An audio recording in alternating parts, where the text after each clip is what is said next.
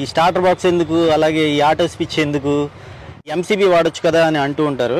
చూడొచ్చు 11 to 18 amps వరకు ఉంది కదా ఇందులో.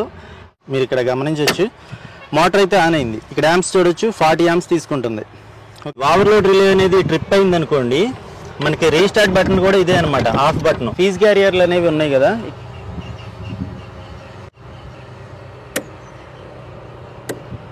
మోటార్కి వెళ్ళే పవర్ అనమాట ఇది, 60B.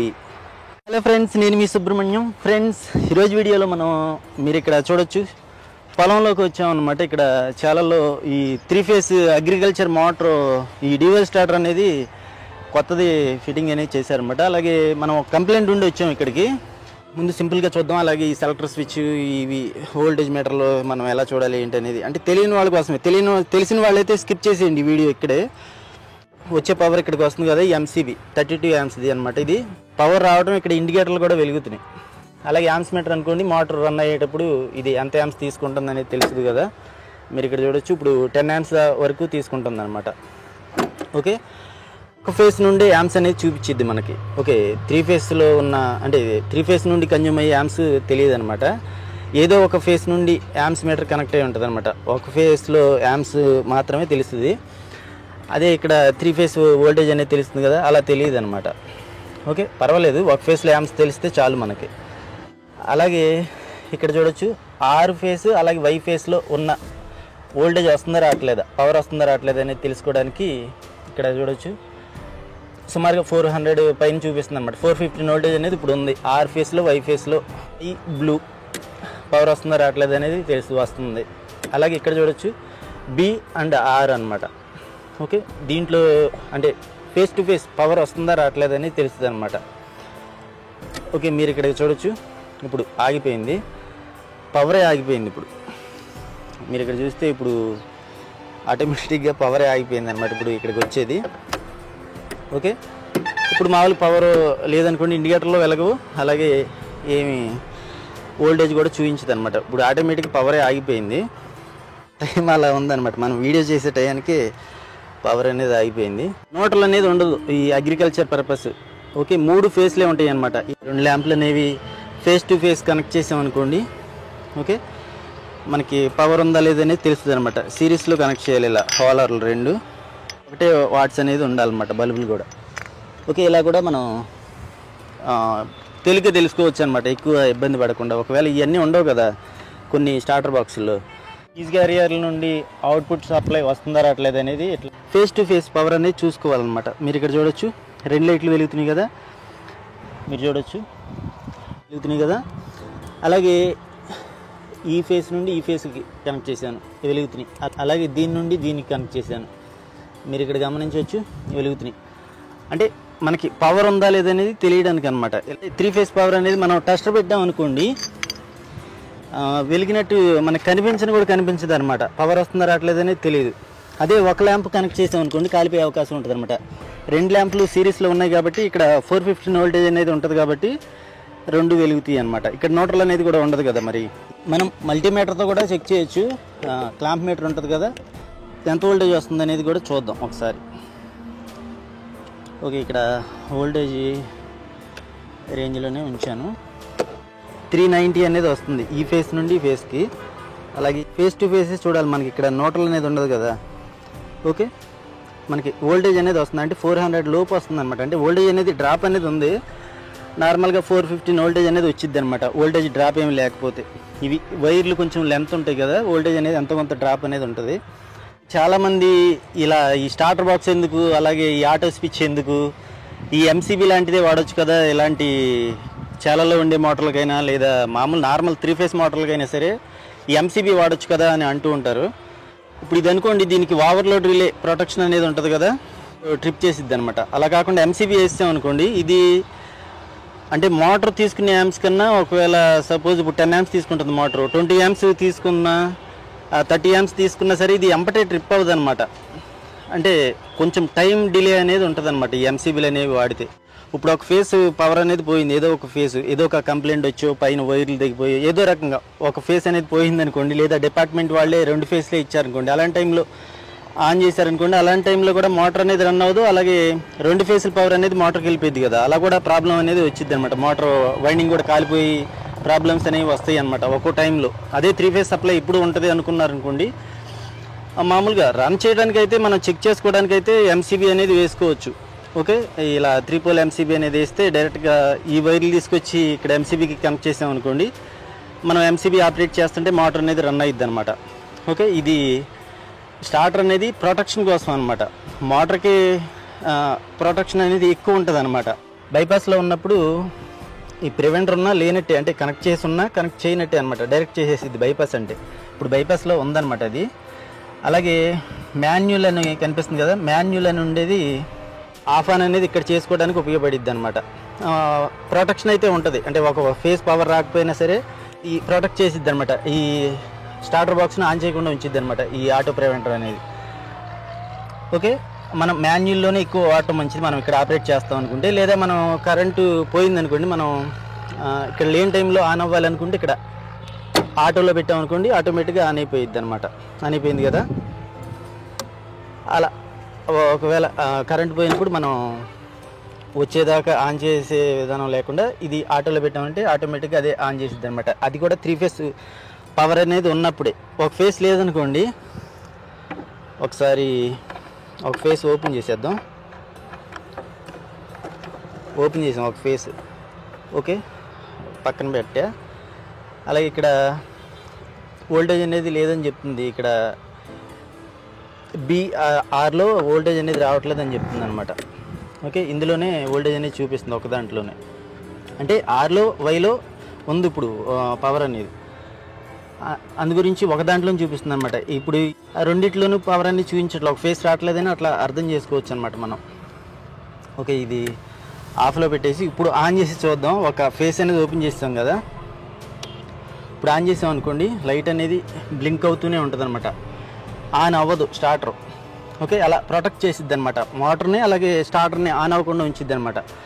అలా ఇది లేదనుకోండి, డైరెక్ట్గా ఆన్ అయిపోయిద్ది అనమాట. ఒకవేళ ఇట్లా ఇది లాక్ అనేది కూడా పెట్టేస్తూ ఉంటారు కొంతమంది, ఇట్లా వెళ్ళిపోయారనుకోండి, 2 ఫేసుల సప్లై వచ్చిందనుకోండి ఇక్కడికి, అలాంటి టైంలో మోటార్ కాలిపోయిద్ది అనమాట. అంటే ఇది ప్రొటెక్షన్, ఇందులో ఓవర్లోడ్ రిలే ఉంటుంది, ఉన్నా సరే కొంతవరకు రిస్క్ అనేది ఉంటుంది కదా. ఓకే, అలా ప్రొటెక్ట్ చేసిద్ది అనమాట. ఇది మాన్యువల్లో ఉన్నా సరే ఆన్ చేసినా ఆన్ అవ్వదు అనమాట. 3 ఫేస్ అనేది ఈ సెలెక్టర్ స్విచ్ అనేది మార్చి మనకి అంటే చేంజ్ చేసి కలిపి మనకి చూపించిద్ది అనమాట ఈ వోల్టేజ్ మీటర్ ద్వారా. ఓకే, ఓపెన్ అయింది కదా. అలాగే అంటే మీరు జాగ్రత్తగా ఉండండి, ఇది నేను ఇలా చేస్తున్నానని చెప్పి మీరు అశ్రద్ధగా చేయొద్దు. ఇలాంటివి మనకి ప్రొటెక్షన్ అనేది ఉండాలి మరి, చెప్పులు వేసుకోవాలి. అలాగే ఇలా రాయి కానీ ఏదో ఒకటి ఉండాలి, కింద తడిగా ఉన్నప్పుడు మనం జాగ్రత్తగా ఉండాలన్నమాట ఇలా 3 ఫేస్ పవర్తో. ఓకే, అదొకటి మీరు దృష్టిలో ఉంచుకోండి, చాలా జాగ్రత్తగా ఉండి వర్క్ చేయాలన్నమాట. ఇక్కడ ఓవర్లోడ్ రిలే ఉంది కదా, దీని యామ్స్ రేంజ్ కెపాసిటీ చూడొచ్చు, 11 to 18 యామ్స్ వరకు ఉంది కదా. ఇందులో ఈ మోటార్ 10 యామ్స్ తీసుకుంటుంది ఇప్పుడు రన్ అయ్యేటప్పుడు, అందు గురించి మనం ఇక్కడ 11 యామ్స్ లో పెట్టామన్నమాట ఇక్కడ.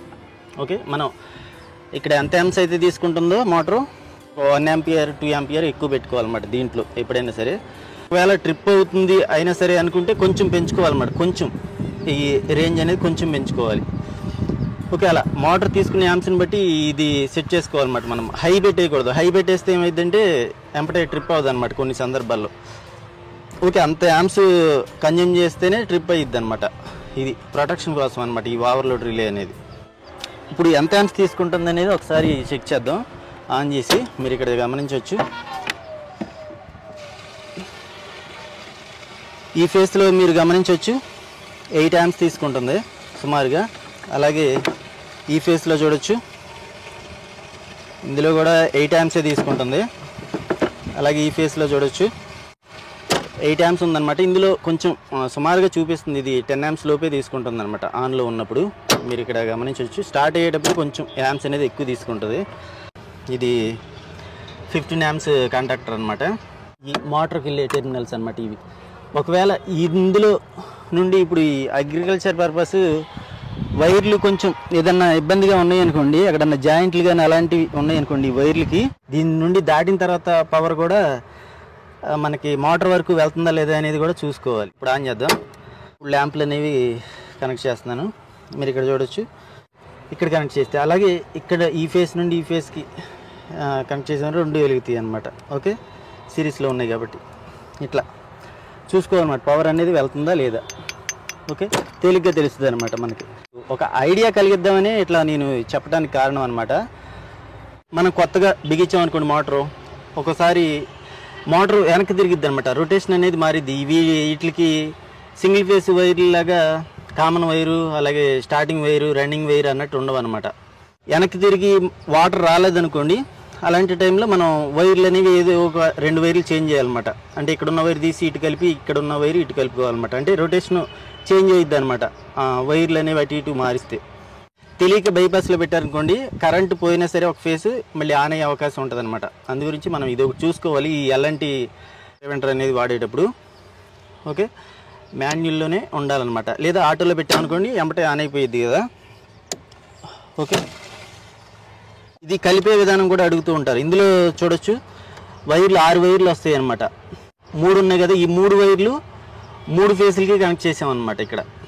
ఓకే, అలాగే ఎలా కనెక్ట్ చేయాలనేది ఇక్కడ కూడా రాసి ఉంటుంది, రెడ్ ఎల్లో ఇక్కడ చూడొచ్చు. 3 ఫేసులకి 3 వైర్లు, అలాగే గ్రీన్ వైర్ 95కి, వైట్ వైరు 93కి, వైరు 94 అంటే ఈ గ్రే వైరు ఓకే ఇటువైపున, అలాగే వైట్ వైరు ఇటువైపున ఎన్ఓ స్విచ్ దగ్గరే. ఓకే, ఈ స్విచ్ ప్లేస్లో మనం కనెక్ట్ చేసాం అనమాట 2 వైర్లు. ఈ గ్రీన్ వైర్ చూడొచ్చు 95 అంటే ఇక్కడ ఉంది.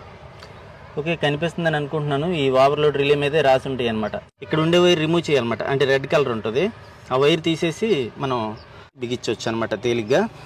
కంపెనీ ఐటెం కాబట్టి పద్దాక రిపేర్లు అనేవి రావు, స్టాండర్డ్గా కొంతకాలం వరకు ఉంటుంది అనమాట.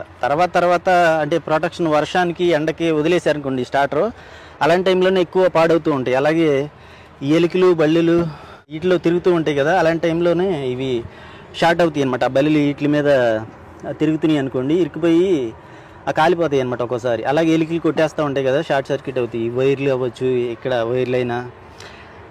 ఇది ప్రొటెక్షన్ కోసం ఈ బాక్స్ అనమాట. బాక్స్ ఉంటే చాలా కాలం వరకు మన్నిక అనేది ఉంటాయి అనమాట ఇవి. ఇప్పుడు వచ్చే పవర్ అనేది 2 ఫేసుల మీద వర్క్ అయ్యింది కాబట్టి ఈ నో వోల్ట్ కాయిల్కి డైరెక్ట్గా 2 ఫేసుల పవర్ అనేది వచ్చింది అనమాట. ఇది పైకి లాక్ అయినప్పుడు మోటార్కి ఈ టెర్మినల్స్ ఉన్నాయి కదా, వీటి త్రూగా పవర్ అనేది వెళ్ళిపోయిద్ది అనమాట. దీని గురించి మన ఛానల్లో ఒక వీడియో చేశాను ఫస్ట్లో, ఒకసారి చూడండి, ఒక ఐడియా అనేది వచ్చింది.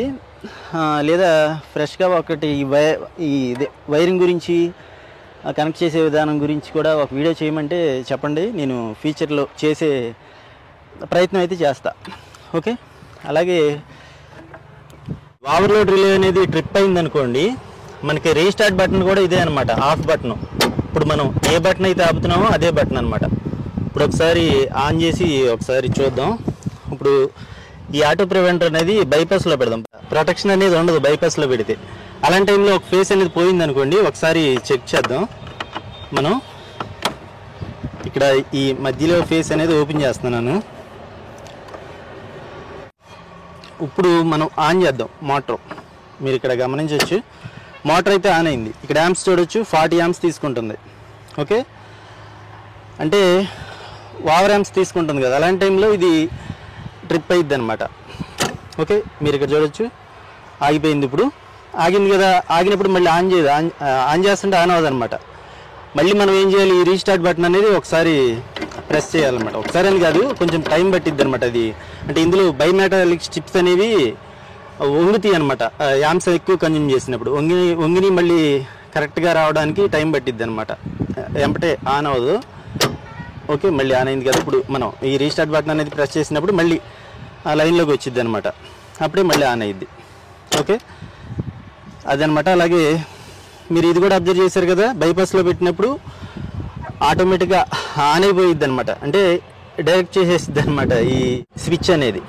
ఓకే, అలాగే ఇంకోటి ఏంటంటే, ఇప్పుడు 2 ఫేసుల సప్లై అనేది ఈ నో వోల్ట్ కాయిల్కి వచ్చేస్తుంది అనమాట. మనం ఒక ఫేస్ రిమూవ్ చేసినా సరే అలాంటి టైంలో ప్రాబ్లం వచ్చింది కదా. ఓకే, ఇది మనం ఎప్పుడు మాన్యువల్లోనే ఉండాలన్నమాట. అదనమాట ఫ్రెండ్స్, మీకు అర్థమైందని అనుకుంటున్నాను. ఈ 3 ఫేస్ డివిఎల్ స్టార్టర్ అనేది ఎలా వర్క్ అయ్యిద్ది ఏంటనేది. ఓకే, మొత్తం ఫిట్ చేస్తాం అనమాట. ఓకే, ఇప్పుడు ఒకసారి ఆన్ చేసి చూసే ప్రయత్నం అయితే చేద్దాం. ఒకసారి బైపాస్లో పెట్టి ఆన్ చేద్దాం. మీరు ఇక్కడ చూడొచ్చు, ఆన్ అయింది కదా. ఓకే ఓకే ఫ్రెండ్స్, మనం ఇక ఆపేసేద్దాం. ఇది ఉంటే డౌట్లు ఉన్నాయి కామెంట్ సెక్షన్లో చెప్పండి. అలాగే థ్యాంక్ యూ ఫర్ వాచింగ్. మర్చిపోండి లైక్ చేయండి. నెక్స్ట్ వీడియోలో కలుద్దాం.